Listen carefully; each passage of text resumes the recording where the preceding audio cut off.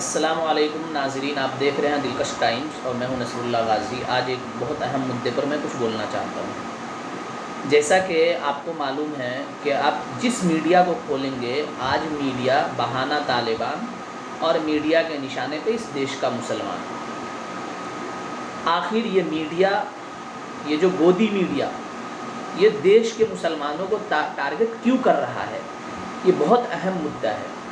इस देश का मीडिया तालिबान के बहाने से अगर इस देश के मुसलमानों को टारगेट कर रहा है तो यकीन जानिए उसका मकसद सिर्फ़ और सिर्फ इस देश यूपी इलेक्शन चुनाव है, क्योंकि यूपी का चुनाव बहुत नज़दीक है और तालिबान के बहाने मुसलमानों को टारगेट करेंगे और हिंदुत्व वोट बैंक को मजबूत करेंगे।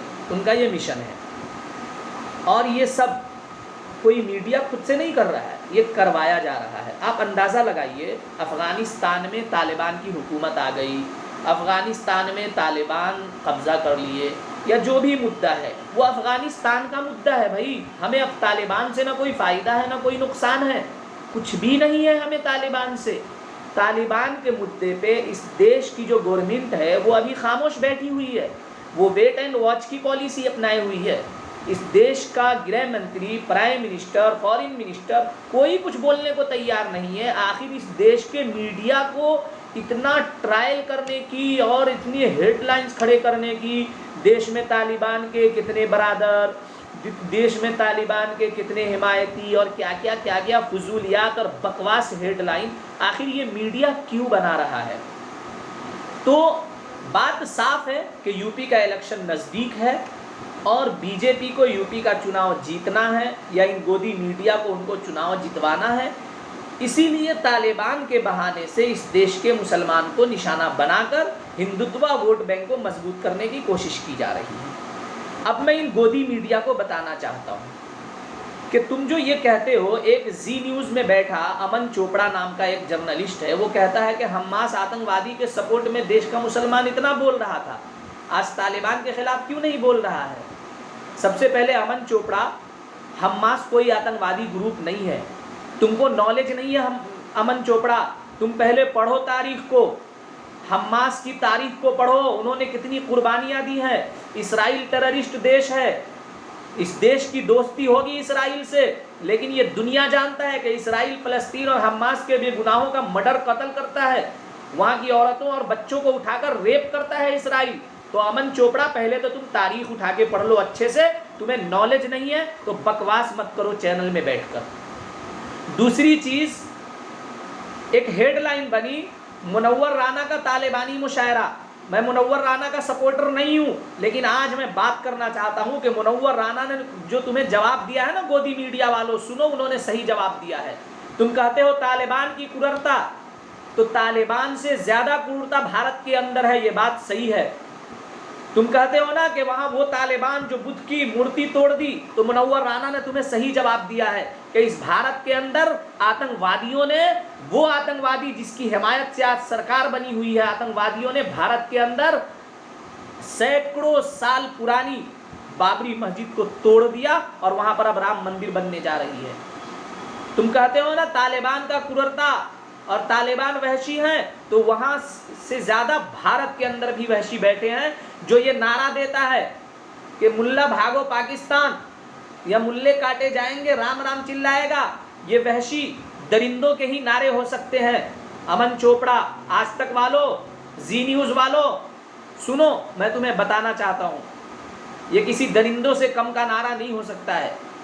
मॉब लिंचिंग होती है, गोदी मीडिया वालों सुनो, तुमको मैं बताना चाहता हूँ, मॉब लिंचिंग किसी वहशी दरिंदों से बड़ा कारनामा नहीं है। मॉब लिंचिंग करने वालों से बड़ा आतंकवादी कोई नहीं हो सकता है। मॉब लिंचिंग करने वालों से बड़े दरिंदे और वहशी कोई नहीं हो सकते हैं। गोदी मीडिया वालों सुनो, मैं तुम्हें बताना चाहता हूं कि असदुद्दीन ओवैसी ने तालिबान मुद्दे पर कुछ नहीं कहा, तालिबान को उन्होंने सपोर्ट नहीं किया। उन्होंने आज से 2-4 साल पहले 2016 में हुकूमत हिंद को आईना दिखाया था कि तुम तालिबान से बात करो। क्या हुआ? आज तालिबान गद्दी में आ गए, कई करोड़ रुपए भारत के इन्वेस्ट है अफगानिस्तान के अंदर। क्या बुरा किया? अगर तुम तालिबान और अफगानिस्तान में औरतें के हुकूक की बात करते हो तो भारत की औरतों की हुकूक की बात अगर असदुद्दीन ओवैसी ने किया तो कौन सा बुरा किया? तुम्हें सोचने की जरूरत है। अगर असदुद्दीन ओवैसी कह रहे हैं कि अखलाक की बेवा को इंसाफ नहीं मिला तो कौन सा बुरा कहा? अगर वो कहते हैं कि तबरेज की बेवा दर बदर की ठोकरें खा रही है तो कौन सा गलत कहा? अगर वो कहते हैं कि पेलू खान की माँ को इंसाफ नहीं मिला तो कौन सा बुरा कहा? गाय के नाम पर, कभी लव जिहाद के नाम पर बकवास और घटिया घटिया कानून बनाने वालों के खिलाफ तुम्हारी कितनी हेडलाइंस आई है? जरा तुम साबित करो, तुम कितने दोगले और कितने बड़े दलाल हो इस बात से साबित होता है। लव जिहाद क्या है? लव जिहाद यही है कि अगर हिंदू लड़का मुस्लिम लड़कियों से शादी करेगा तो कोई कार्रवाई नहीं होगी, लेकिन अगर मुस्लिम लड़का हिंदू लड़कियों से शादी करेगा तो कार्रवाई होगी। ये लव जिहाद है। तुम इसके खिलाफ कितने प्रोपेगेंडा करते हो मीडिया में बैठकर, कितनी हेडलाइंस तैयार करते हो।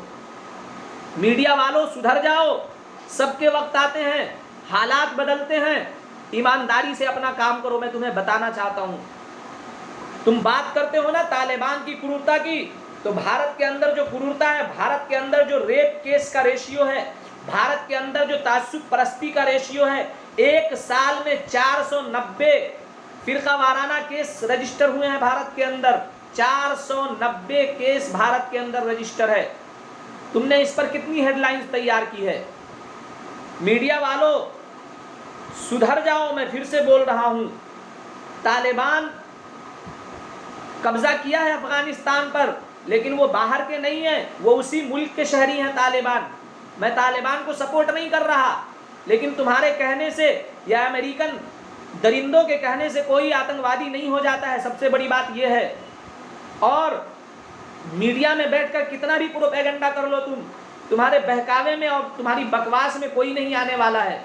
मैं तुम्हें बताना चाहता हूं कि तालिबान 20 सालों से नहीं, अफगानिस्तान में 40 सालों से जंग कर रहे हैं। सोवियत यूनियन के खिलाफ वो जंग लड़े, 92 से 94 तक वो खाना जंगी के खिलाफ जंग लड़े, 94 से 96 से 1 तक हुकूमत किया। 0% क्राइम रेट थी उनकी हुकूमत में, 0%। तुम बात करते हो, तुम्हें सच्चाई बताने की औकात नहीं है, तुम्हारे अंदर हिम्मत नहीं है। तुम लोग नामर्दों का ग्रुप हो मीडिया वालों, तुम सब नामर्द हो, नामर्द दलाल और एजेंट हो। और सबसे बड़ी बात है कि वो अफगानिस्तान का मामला है। तालिबान अफगानिस्तानी हैं और वहां की आवाम अफगानिस्तानी है, वो उनका इंटरनल मामला है। इस पर हमें या तुम्हें बहस करने की या डिबेट करने की जरूरत नहीं है। तुम्हारे देश में इतने मुद्दे हैं, हमारे देश में इतने सारे मसाइल हैं, तुम उन पर हेडलाइन तैयार करोगे तो देश की आवाम का भला होगा। पेट्रोल की कीमत में बहस करोगे तो देश की आवाम का भला होगा। देश के अंदर मॉब लिंचिंग पर बहस करोगे, देश के अंदर रेप केस की रेशियो पे बहस करोगे, देश के अंदर फिरका वाराना फसाद जो होते हैं उन पे बहस करोगे तो इस देश में एक पॉजिटिव पैगाम जाएगा और देश का भला होगा। लेकिन तुम सब देश को बर्बादी के दहाने पे ले जाने के मिशन पर हो। तुम लोग हिंदू और मुस्लिम को बांटने की रणनीति पर हो। लेकिन याद रखो, ये चीज तुम्हारी ज्यादा दिन चलने वाली नहीं है, नहीं चलेगी तुम्हारी ज्यादा दिन। याद रखो, तुम बर्बाद हो जाओगे, तुम फ्लॉप हो जाओगे। ईमानदारी के रास्ते पर आ जाओ मीडिया वालों, झूठे प्रोपेगेंडा से बाज आ जाओ। मैं तुम्हें बता रहा हूं। और मैं इस देश के मुसलमानों से, खासकर नौजवानों से अपील करना चाहता हूं हाथ जोड़कर कि बराए मेहरबानी, तालिबान की हुकूमत अफगानिस्तान में आई है, ये अल्लाह बेहतर जानता है कि अल्लाह ने इंसाफ किया है या लोगों को सजा दिया है। लेकिन एक बात मेरी समझ में आ चुकी है, वो बात ये है कि अफगानिस्तान से जो भागने की कोशिश कर रहे हैं वो अफगानी आवाम और नहीं है, बल्कि वो लोग हैं जो अमेरिकन दरिंदों के खिलाफ, अमेरिकन दरिंदों की बमबारी के खिलाफ को, अमेरिकन दरिंदों की वहशतनाक कार्रवाई को सपोर्ट कर रहे थे। जो लोग अफगानिस्तान के अंदर, वो लोग अफगानिस्तान से भागने के लिए तैयार हैं। वहां की आवाम भागने के लिए तैयार नहीं है। वहां की आम पब्लिक और आम जनता तालिबान को गले लगा रही है और तालिबान हुकूमत को सपोर्ट कर रही है और नारे तकबीर अल्लाहु अकबर का नारा दे रही है। ये बात भी सच्चाई है मीडिया वालों। 20 साल तक अमेरिकन लड़ते रहे, 50 से ज्यादा मुल्क उनका सपोर्ट करते रहे, लाखों डॉलर अमेरिका ने लुटा दिया अफगानिस्तान के अंदर, वो तालिबान को नहीं भगा सके। अब तुम मीडिया में बैठकर उनका प्रोपेगेंडा करोगे तो तालिबान उससे भाग जाएगा? अरे वो काम अफगानिस्तानियों का है, तालिबान को भगाना है या रखना है, तालिबान पे क्या बयान देना है नहीं देना है, ये काम यहाँ की सरकार का है। तुम मीडिया में बैठकर देश के सही मुद्दों पे बात करो, मीडिया में बैठकर देश की बेरोजगारी पे बात करो। लाखों करोड़ों नौजवान भूख मर रहे हैं, उनके पास 1000 रुपए की इनकम नहीं है महीने के अंदर, तुम इस मुद्दे पर बात करो, देश की इकोनॉमिक पर बात करो। तुम अगर बात करना चाहते हो तो देश के अंदर जुल्म और नाइंसाफी के खिलाफ डिबेट करो।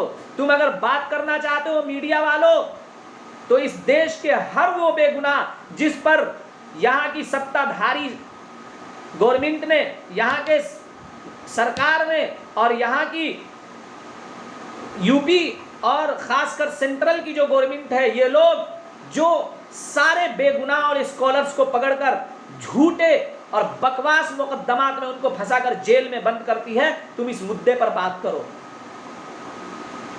उमर खालिद कोई देश का गद्दार नहीं है, देश का गद्दार वो है जो पार्लियामेंट से थोड़ी सी दूरी पर बैठकर नारे लगाता है। देश का दहशतगर्द और देश का आतंकवादी वो ग्रुप है, देश का आतंकवादी ग्रुप और देश का दहशतगर्द वो है, और देश का गद्दार वो है जो टीवी चैनल में बैठकर मदरसों पर अभद्र टिप्पणी करता है, बकवास बातें करता है, वो देश का गद्दार है। याद रखो, इस देश को अंग्रेजों से आजाद कराने में तुमसे ज्यादा मुसलमानों ने कुर्बानियां दी है। मुसलमान कभी देश का गद्दार नहीं हो सकता है। देश का गद्दार वो है जो टीवी चैनलों में बैठकर इस देश के मुसलमानों को टारगेट करता है। तुम्हारे हर हेडलाइंस के आगे सिर्फ क्वेश्चन टैग लगा होता है, लेकिन उस हेडलाइंस में तुम मुसलमानों को टारगेट करने जैसी बात करते हो। इसीलिए मेरे भाइयों, मैं आपको बताना चाहता हूं कि इन मीडिया को प्रोपेगेंडा से आप होशियार रहिए। तालिबान से हमारा ना कोई फायदा है ना हमारा कोई नुकसान है। फायदा अगर हमें किसी से होना होगा तो अल्लाह की मर्जी से होगा। इसीलिए इन मीडिया के प्रोपेगेंडा को समझिए, इन मीडिया के चाल को समझिए और बिला वजह का सोशल मीडिया पे फालतू पोस्ट डालने से परहेज कीजिए। टीवी डिबेट में भी जो लोग जाते हैं, मैं उनको बताना चाहता हूं कि इन मीडिया चैनल का डिबेट से बायकॉट कीजिए। क्यों बायकॉट कीजिए? बीजेपी वाले एनडीटीवी का बायकॉट करके रखे, क्या आप इन चैनल का बायकॉट नहीं कर सकते? 2-4 हज़ार रुपए के लिए टीवी डिबेट में जाना जरूरी नहीं है मेरे भाइयों। इसीलिए मीडिया के प्रोपेगेंडा को समझिए और कोई भी पोस्ट तालिबान के सपोर्ट में या अपोज में आपको करने की ज़रूरत नहीं है। इंशाअल्लाह ताला अल्लाह हर मजलूम का साथ देता है। आज इस देश में जो जुल्म कर रहे हैं या अफ़गानिस्तान में जो जुल्म कर रहा है, अल्लाह उसको बर्बाद ज़रूर करेगा। वस्सलामु अलैकुम वरहमतुल्लाहि वबरकातुहू।